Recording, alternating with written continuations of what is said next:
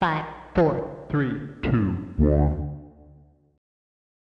So basically, Yo Miami, it started out as basically me telling people my recommendations of what I thought made Miami worth living in, and it kind of evolved into, other people's feedback and things like that. I guess it still is pretty much the elements of Miami that I think make it, a great city as opposed to, South Beach and the things that maybe people know about it more outside of Miami.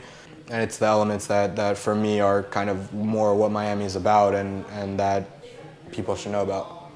It really just started, I met an artist that was exhibiting some work at a club that I used to go to all the time, Vagabond, and she introduced me to like a tattoo artist that did like my first tattoo, and then from him I met other artists, and it kind of just snowballed from there where, it's a very open community. I think I compare it to, back in the 60s Greenwich Village, and I'm sure there's other communities, especially nowadays, that are going through kind of similar transitions where you have kind of local communities of artists that kind of have their eyes out on the rest of the world and kind of are all working together to reach that other audience. I would say the biggest difficulty is the learning curve, and it's kind of something you can only pick up as you go along.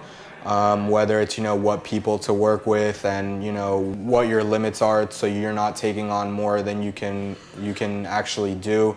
Obviously, you can mitigate your risk as much as possible, but at the end of the day, you can only find out by working with those people, because you can't kind of cut yourself off from the community and just say, oh, I'm only going to work with people I'm 100% sure of. So you kind of have to feel your way, through it and kind of learn from experience, who to trust, how much to delegate, and things like that.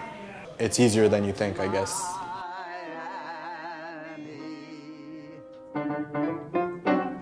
Miami, Miami, you've got style.